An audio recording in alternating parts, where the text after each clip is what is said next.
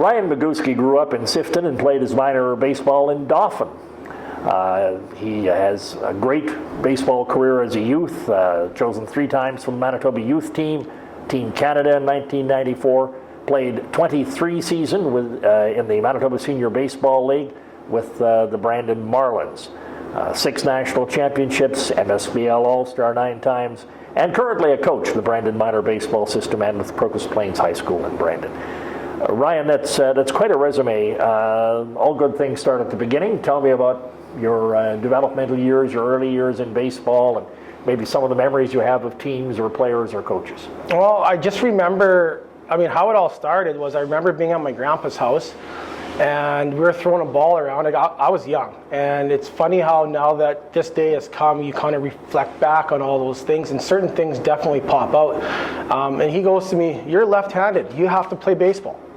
And I was like, what does that have anything to do with baseball, right? Didn't have no idea. So next thing I know, my parents had me playing baseball.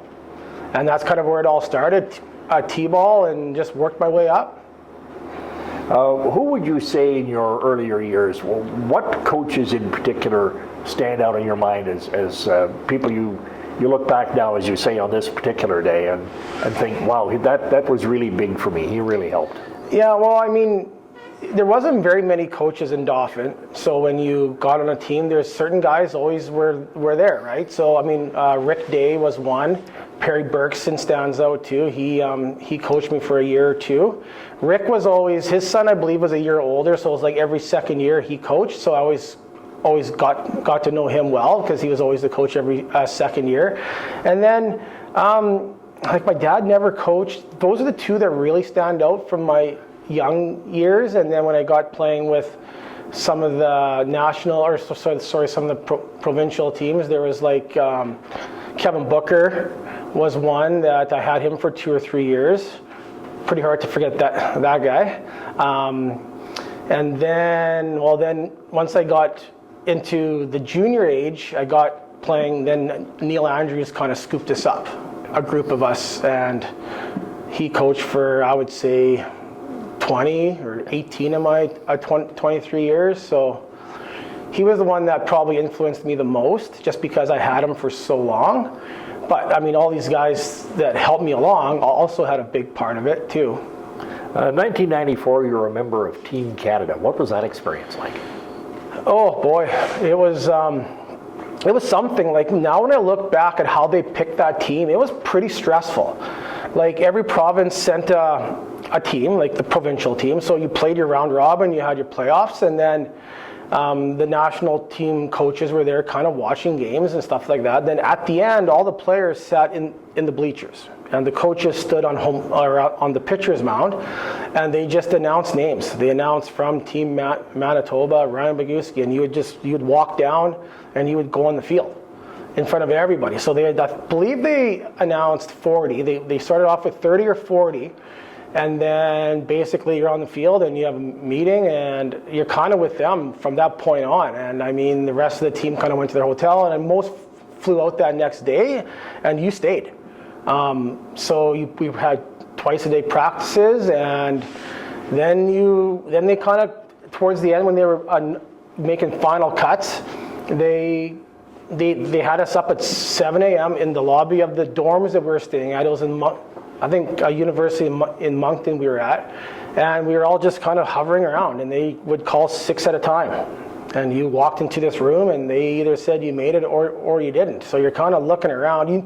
You know the guys who stood out. Like we had guys like Ryan Dempster, Eric Gagne, Kevin Nicholson, like all these really high-end players. So you're kind of hoping, like me personally, I was kind of hoping I was in a group with them because it was no secret. You kind of saw how the trend was going. And I happened to be in a group with Eric Gagne, so it was like, okay, well, I'm hoping I'm okay. So then when he gave me the news, it's just kind of like holy cow. And kind of glad it was in Brandon, but it would have been neat to kind of go someplace further away. But at the same time, you're home, you have your parents, you have your family. The support was overwhelming with banners and letters that were written, people making signs. So that was pretty neat. You were kind of like the big star for week, right? So that was always fun. But yeah, that's how Team Canada was picked then. The 1994 Team Canada was a pretty special group. I think so, yeah. Not like, I mean, I still have all the rosters of all the teams that were there, and I look back at those players, and we had some really good, like Eric Gagne, I think, has the record for most consecutive saves. Kevin Nicholson at the time was the highest drafted Canadian, I believe. Dempster went on to win a World Series with Boston. So you look back then, and yeah, we had a pretty solid squad. You went on to the Manitoba Senior Baseball League and spent a little time there, a couple of decades actually, with the Brandon Marlins. Tell me about the Manitoba Senior Baseball League.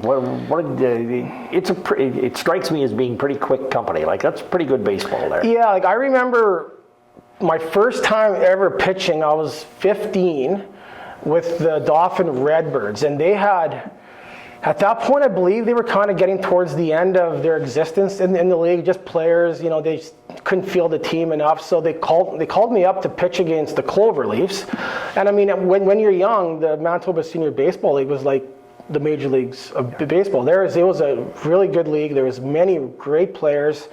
So they called me up to pitch. So I pitched, and I think I 4 innings, and I only gave up one run.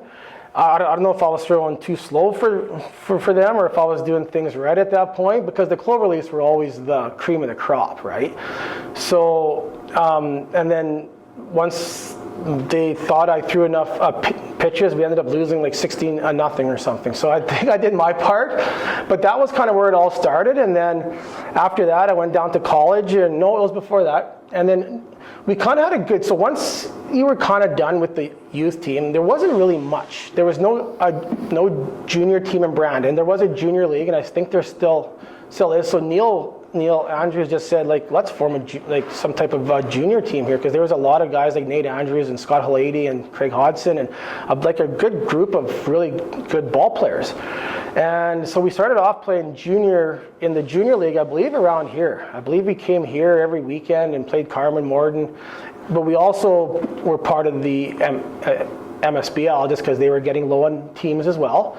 And then once we kind of grew out of our junior age, then we just kind of stuck with the MSBL, and we just kind of, I mean, we kind of grew up together. Like, we knew each other very well. Like, we were a close group. Neil always wanted to make sure that we supported each other. We stuck up for each other.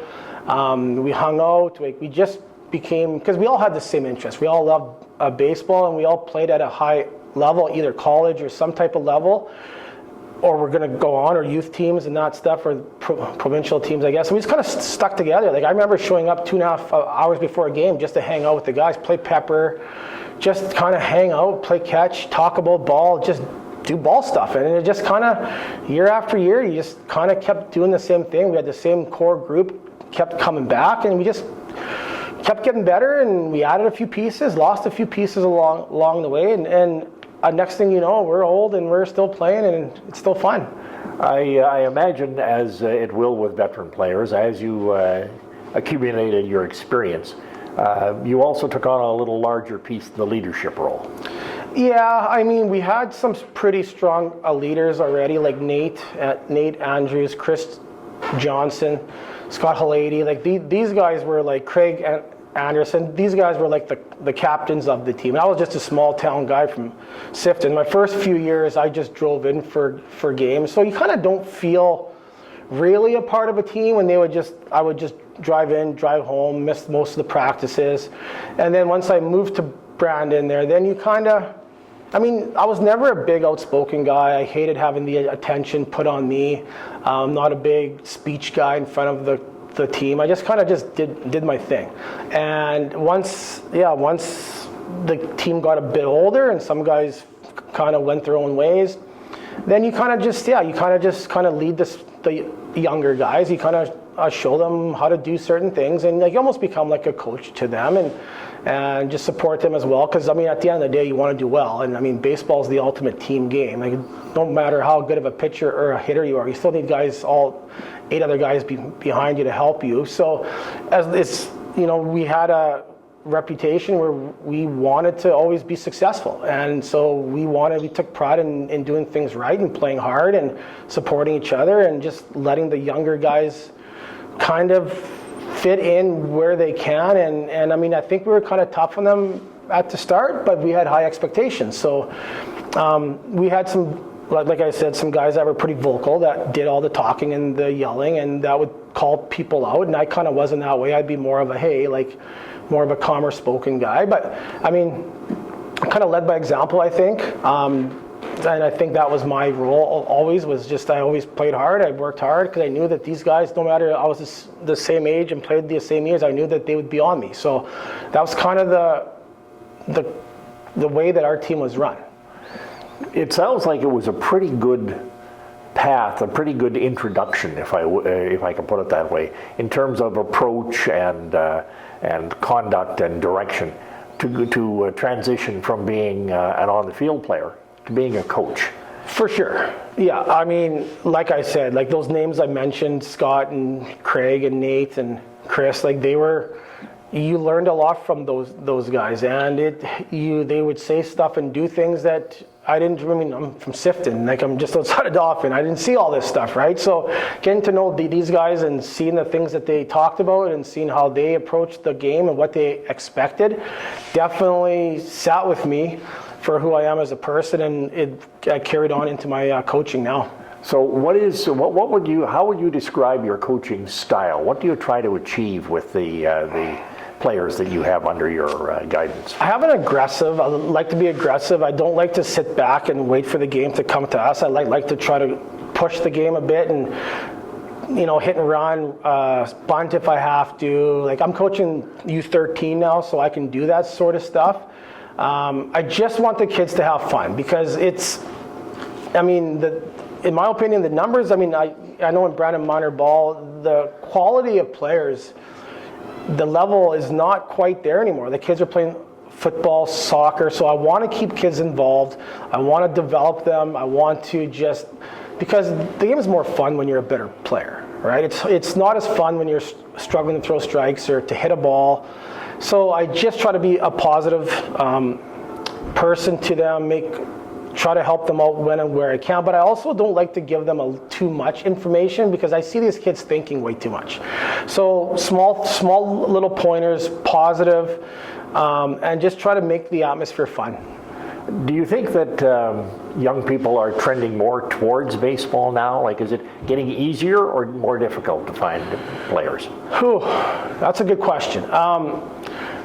I think it's getting better. I do. Like, I mean, I see Brandon because that's where I'm from, and I'm on the board there. So I kind of see our high performance teams, like our AAA teams and the AA teams, are doing fairly well. It also helps that Fair and Asham opened that facility in Brandon now that kids can do things more year round, which I think helps, and it really gets the kids that are kind of on the fence of what sport, that they could do something like baseball year round, because many are doing hockey year round now. So those kids have a chance to do baseball year round now and at least stay sharp and to work on things. And I've been a part of taking groups in there to just develop, just to kind of get them ready, because they're pretty green coming in. So it'd be nice if the Blue Jays could do better, that the interest might spark up a bit, but I think we're trending in the right direction. I think we are too, and it's because of a lot of work by people like yourself. Oh, thanks. Ryan Boguski is a member of the Manitoba Baseball Hall of Fame. Congratulations. Thank you.